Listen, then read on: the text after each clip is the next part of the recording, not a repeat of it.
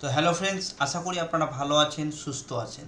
তো আজকে আপনাদের সামনে এই ভিডিওর মাধ্যমে আমি ডিসকাস করব, অর্থাৎ আলোচনা করব যে স্টক মার্কেটে কাজ করতে গেলে সাপোর্ট এবং রেজিস্ট্যান্স অবশ্যই আপনাদের কিন্তু শিখতে হবে বা জানতে হবে। কারণ স্টক মার্কেটে কাজ করতে গেলে সাপোর্ট এবং রেজিস্ট্যান্স যদি ভালো করে না জানেন, সেক্ষেত্রে কিন্তু আপনারা কখনোই মার্কেট থেকে একটা ইনকাম জেনারেট করতে পারবেন না। এর আগে আপনারা অনেক ভিডিও দেখেছেন সাপোর্ট এবং রেজিস্ট্যান্সের। তো আজকে আমি আপনাদের সামনে যে সিস্টেমে সাপোর্ট এবং রেজিস্ট্যান্সের কথা বলবো এবং যেভাবে ড্র করতে বলবো সেভাবে যদি আপনারা করেন, তো আমি বলতে পারি যে বিগিনার হয়েও কিন্তু আপনারা মার্কেটকে বুঝতে পারবেন বা মার্কেটের চার্টকে বুঝতে পারবেন। কারণ একজন ট্রেডার বা একজন ইনভেস্টরের কাছে কিন্তু মার্কেটের চার্টটাই হচ্ছে সবথেকে বড় জিনিস। মার্কেটের চার্ট আপনারা যখনই বুঝতে পারবেন বা মার্কেটের চার্ট যখনই বুঝে যাবেন যে মার্কেটের স্ট্রাকচার কী আছে, মার্কেট কীভাবে চলে থাকে, এই সকল জিনিস জানতে গেলেই কিন্তু আপনারা মার্কেট থেকে একটা ইনকাম জেনারেট করতে পারবেন। তো তো স্টক মার্কেটে কাজ করতে গেলে অবশ্যই আপনাদের সাপোর্ট এবং রেজিস্ট্যান্স খুব ভালো করে জানতে হবে। তো সাপোর্ট এবং রেজিস্ট্যান্স কি, তার আগে আমি আপনাদের বলে দিই যে মার্কেট যখন উপর থেকে নিচে আস্তে আস্তে একটা নির্দিষ্ট স্থানে পৌঁছায় এবং এই স্থানে যখন বারবার টাচ হয় এবং উপরের নিচে আর আসতে পারে না, সেই স্থানকে বলা হয়ে থাকে সাপোর্ট। অর্থাৎ এই যে স্থানটাকে বলা হয়ে থাকে সাপোর্ট। ঠিক তেমনই মার্কেট যখন নিচে থেকে এইভাবে উপরে যেতে যেতে কোনো একটা নির্দিষ্ট স্থানে পৌঁছায় এবং সেই স্থানে যখন বারবার টাচ করে এবং উপরে ব্রেক দিতে পারে না, সেই স্থানটাকে বলা হয় রেজিস্ট্যান্স। আশা করি আপনারা বুঝতে পেরেছেন। এটা হচ্ছে রেজিস্ট্যান্স এবং এটা হচ্ছে সাপোর্ট। যখন কোনো স্টক বা শেয়ারের দাম পড়তে পড়তে এতটাই পড়ে যায় এবং নির্দিষ্ট একটা স্থানে এসে পড়া বন্ধ হয়ে যায় এবং আর নিচে আসতে পারে না, তখন সেই জায়গাতে সাপোর্ট নেই এবং সেখান থেকে আবার পুনরায় উপরে যেতে থাকে এবং উপরে যেতে যেতে কোনো একটা জায়গাতে গিয়ে থমকে যায় এবং সেখান থেকে আবার মার্কেট নিচে আসতে শুরু করে। তো এই জায়গাটাকে বলা হয় রেজিস্ট্যান্স আর এই জায়গাটাকে বলা হয় সাপোর্ট। সাপোর্ট এবং রেজিস্ট্যান্স কিভাবে কাজ করে, ধরে নিন যে এই লাইনটা এবং এই লাইনটা, এটা হচ্ছে সাপোর্ট, এটা হচ্ছে রেজিস্ট্যান্স। তো আমাদের বুঝতে হবে যে মার্কেট সাপোর্ট এবং রেজিস্ট্যান্সের মধ্যেই কিন্তু থাকে। তো সাপোর্ট এবং রেজিস্ট্যান্স কিন্তু বিভিন্ন রকমের হয়ে থাকে। ট্রেন্ড লাইন সাপোর্ট রেজিস্ট্যান্স হয়ে থাকে, ঠিক আছে। Demand zone, supply zone support resistance হয়ে থাকে। বিভিন্ন রকমের সাপোর্ট এবং রেজিস্ট্যান্স হয়ে থাকবে, সেটা অবশ্যই আমি চার্টের মধ্যে আপনাদের দেখাবো। তো ধরে নিন যে এটা হচ্ছে রেজিস্ট্যান্স আর এটা হচ্ছে সাপোর্ট। তো একটা বল, ধরে নিন যে এটা ঘরের মেঝে এবং এটা হচ্ছে ছাদ। একটা বলকে যদি এইভাবে এখানে ছোড়া যায় তো এই অবধি কিন্তু যাবে, আবার এখানে কিন্তু লেগে আবার নিচে আসবে, নিচে আসার পরে আবার এখানে টাচ করবে, আবার উপরে যাবে, আবার নিচে এই জায়গাতে টাচ করবে, আবার উপরে যাবে, এই জায়গাতে নিচে। এইভাবে কিন্তু সাপোর্ট এবং রেজিস্ট্যান্স তৈরি হয়ে থাকে। তো এটাও বলতে পারেন যে আমরা কিভাবে বুঝবো সাপোর্ট এবং রেজিস্ট্যান্স তৈরি হয়েছে, সেটাও বোঝার একটা দিক রয়েছে। যখন মার্কেট এক জায়গা থেকে আসলো, ঠিক আছে, এখানে একবার টাচ করলো এবং দ্বিতীয়বার উপরে গেল, এই জায়গাতে আসলো এবং এই জায়গাতে আবার টাচ করলো, ঠিক আছে। তখন এখান থেকে যে মার্কেট পড়ছিল এই জায়গা থেকে একটা এই জায়গা পর্যন্ত আমাদের কিন্তু পেয়ে গেলাম যে এই জায়গাতে বারবার মার্কেট আসছে আর নিচে যাচ্ছে, নিচে যাচ্ছে। তাহলে এখান থেকে আমরা একটা লাইন ড্র করব, যেটা এই অবধি তো আমরা বুঝে গেলাম যে এখানে দুবার মার্কেট এখান থেকে পড়েছে, কিন্তু এর আগে অবধি আমরা কিন্তু একটা লাইন ড্র করব এবং নিচে সেরকম এখানে যখন টাচ করলো এবং এখানে টাচ করলো, দুই জায়গাতে টাচ করার পরে যখন আমরা বুঝতে পারবো যে মার্কেট এখান থেকে উপরে যাচ্ছে, তখন কিন্তু আমরা এখানে একটা লাইন আবার ড্র করব চার্টের মধ্যে। তো এই জায়গাটাতে দুটো আমরা কিছু দূর সামান্য এগিয়ে দিলাম, এটা হলো রেজিস্ট্যান্স, এবং এই দুই জায়গাতে টাচ করলো, এটাকে আমরা বললাম সাপোর্ট। তো এর মধ্যে বুঝতে হবে আমাদের যে মার্কেট আবার এখান থেকে যদি উপরে যায় তো এই অবধি যেতে পারে, আবার এখান থেকে যদি নিচে আসে তো এই অবধি আসতে পারে। এর কারণ হচ্ছে এখান থেকে মার্কেট দুবার পড়েছে এবং এখান থেকে মার্কেট দুবার উঠেছে, অর্থাৎ এটা হচ্ছে রেজিস্ট্যান্স, এটা হচ্ছে সাপোর্ট। সাপোর্ট এবং রেজিস্ট্যান্স কাদের দ্বারা তৈরি হয়ে থাকে? সাপোর্ট তৈরি হয়ে থাকে বায়ারের দ্বারা এবং রেজিস্ট্যান্স তৈরি হয়ে থাকে সেলারের দ্বারা। যখনই এই সাপোর্ট জোনে আসবে তখন বাই করবে মানুষ, তখনই কিন্তু মার্কেট উপরে যাবে, এবং রেজিস্ট্যান্সের কাছে যখন যাবে তখন সেল করবে, এমনকি সেলাররাও এসে এখানে সেল করবে, তখন কিন্তু মার্কেট আবার নিচে আসবে। তো আশা করি আপনারা এই সাপোর্ট রেজিস্ট্যান্স কথাটা এবং ছবিটা দেখে বুঝতে পেরেছেন যে সাপোর্ট রেজিস্ট্যান্স মার্কেটের মধ্যে কিভাবে তৈরি হয়।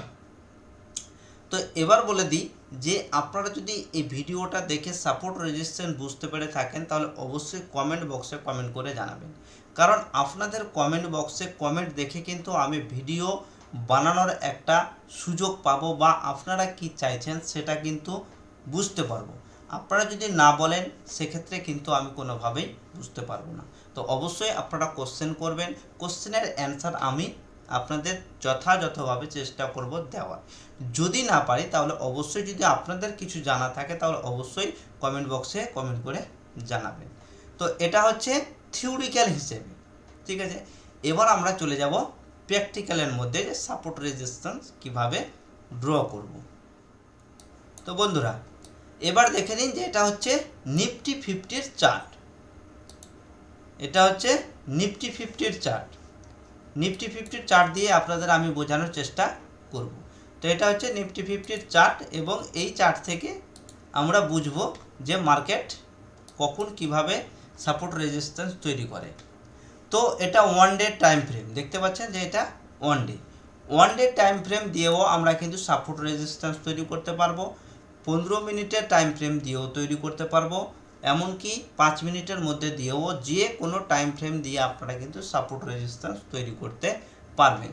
তবে এটা কিন্তু ব্যবহার করা হয়ে থাকে ওয়ান ডের ক্ষেত্রে, বেশিরভাগ ব্যবহার করে থাকে যারা ইন্টারডে ট্রেডিং করে, তারা কিন্তু ওয়ান ডে ক্যান্ডেল দিয়ে সাপোর্ট রেজিস্ট্যান্স ড্র করে, এবং যারা সুইং ট্রেডিং করে তারা কিন্তু 1 উইক দিয়ে কিন্তু তারা সাপোর্ট রেজিস্ট্যান্স ড্র করে, 1 মান্থ, 1 উইক, 1 ডে, এই 3 প্রকারের টাইম ফ্রেম দিয়ে তারা কিন্তু সাপোর্ট রেজিস্ট্যান্স ড্র করে।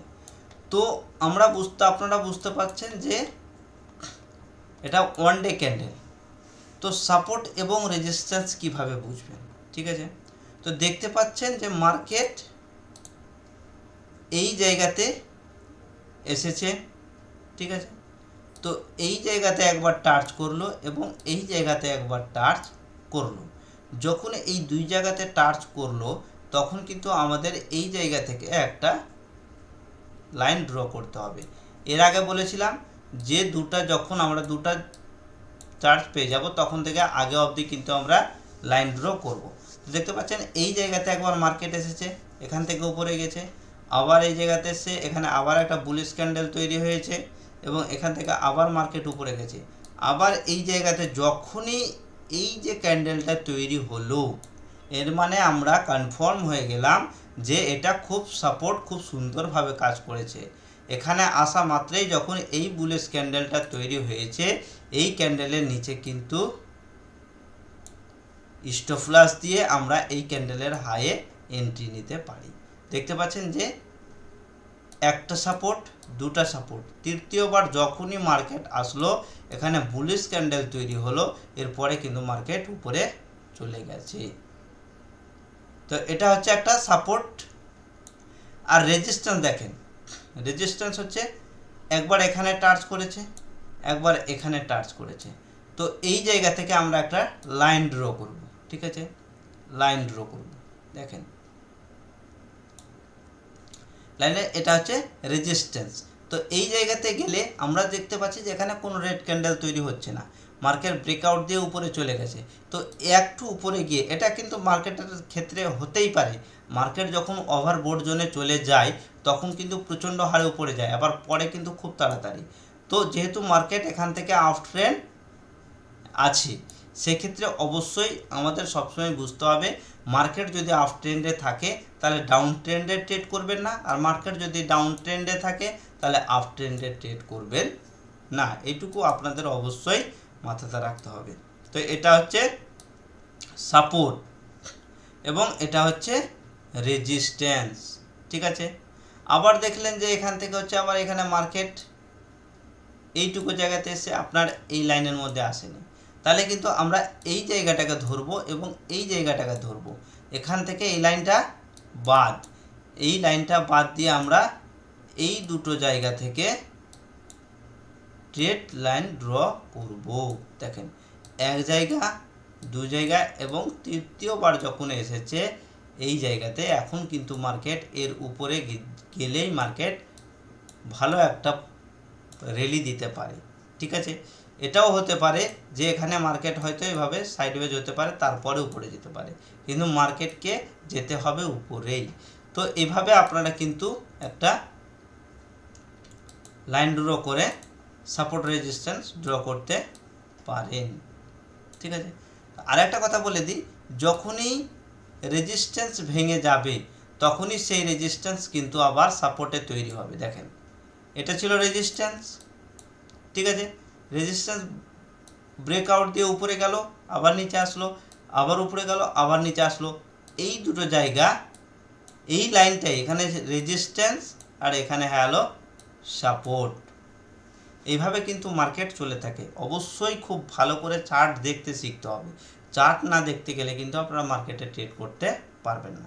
তো বুঝে গেলাম যে সাপোর্ট নিয়েছে, আবার যদি মার্কেট এখান থেকে কোনো প্রকারের একটা ট্রেড দেয় তাহলে আমরা কিন্তু এখানে এন্ট্রি করব, ঠিক আছে।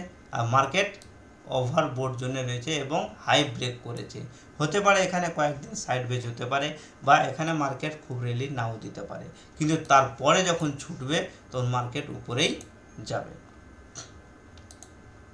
তো আশা করি আপনারা বুঝতে পেরেছেন। এবার আপনাদের দেখিয়ে দিই 15 মিনিট টাইম ফ্রেমে।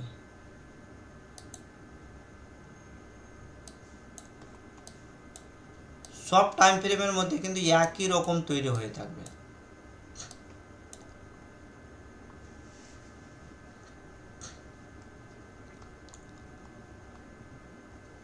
দেখুন সাপোর্ট এবং রেজিস্ট্যান্স জিনিসটা খুব সুন্দরভাবে জানতে হবে। এটা হচ্ছে রেক্ট্যাঙ্গেল দ্বারা আমরা এখানে চিহ্নিত করব, সরি ট্রেন্ড লাইন, দেখতে পাচ্ছেন মার্কেট বারবার এই জায়গাতে টাচ করেছে, এভাবে চলেই যাচ্ছে আপ ট্রেন্ডে, যেহেতু মার্কেট আপ ট্রেন্ডে আছে। এর আগে আমি কি বললাম যে মার্কেট যদি আপ ট্রেন্ডে থাকে তো কখনোই কিন্তু মার্কেটকে আমরা ডাউন ট্রেন্ডে ট্রেড করব না। যখনই ট্রেন্ড লাইনের ব্রেকআউট দিবে, ঠিক আছে, যখনই এই লাইনের ব্রেকআউট দিবে, ব্রেক ডাউন দিবে, তখন আমরা ভাববো যে মার্কেট ডাউন ট্রেন্ডে আছে। দেখেন এখান থেকে মার্কেট ডাউন ট্রেন্ডে হয়ে গেছে, দেখতে পাচ্ছেন।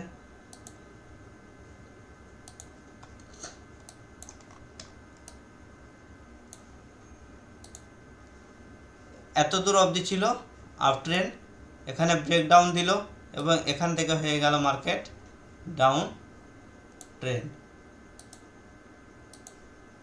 মার্কেট হয়ে গেল ডাউন ট্রেন্ড।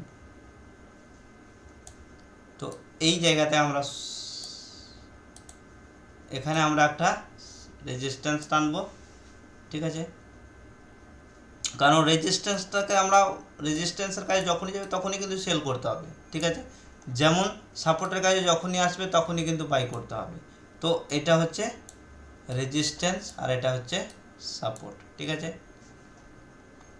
ঠিক সেরকমই হচ্ছে সেলারদের ক্ষেত্রে এটা হচ্ছে সাপোর্ট আর বায়ারদের ক্ষেত্রে হচ্ছে নিচেরটা সাপোর্ট, ঠিক আছে। যারা সেলিং নিয়ে কাজ করে, অর্থাৎ কোনো স্টক উপরে যাচ্ছে আবার নিচে আসছে তখন সেল করে দিল, তারা যখনই সেলারের জায়গাতে যাবে তখনই কিন্তু এখানে সেল করে বসবে এবং এই যে সাপোর্ট রয়েছে এই জায়গা অবধি কিন্তু তাদের টার্গেট থাকবে। ঠিক আছে, আবার দেখতে পাচ্ছেন যে মার্কেট এই ট্রেন্ড লাইনটাকে যখনই ব্রেকডাউন দিয়েছে মার্কেট কিন্তু উপরে যেতে শুরু করেছে। তো মার্কেটের মধ্যে বিশেষ কিছু নেই, যদি আপনারা মার্কেটের চার্ট দেখতে শিখে যান বা চার্টটাকে ভালো করে যদি বুঝতে পারেন। মার্কেটের মধ্যে চার্টই হচ্ছে সব থেকে বড় জিনিস, যে চার্ট বুঝতে পারবে, যার সাইকোলজি ঠিক থাকবে, মার্কেটে ট্রেড করে সে কিন্তু প্রফিট করতে পারবে।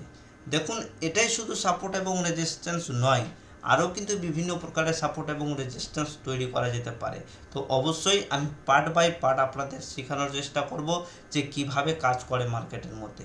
শুধু এই ট্রেন্ড লাইন বা এই ব্রেকআউট দেখেই কিন্তু ট্রেড করা সম্ভব হবে না, আরও অনেক কিছু শিখতে হবে। যদি আপনাদের শিক্ষার ইচ্ছা থাকে তাহলে অবশ্যই কমেন্ট বক্সে কমেন্ট করে জানাবেন, আর ভিডিওটা যদি ভালো লাগে অবশ্যই লাইক এবং শেয়ার করবেন। তো বন্ধুরা, আজকের মতো এইটুকুই ছিল, আবার নিয়ে আসবো নতুন একটা ভিডিও। ততক্ষণের জন্য আপনারা ভালো থাকুন, সুস্থ থাকুন। Thank you.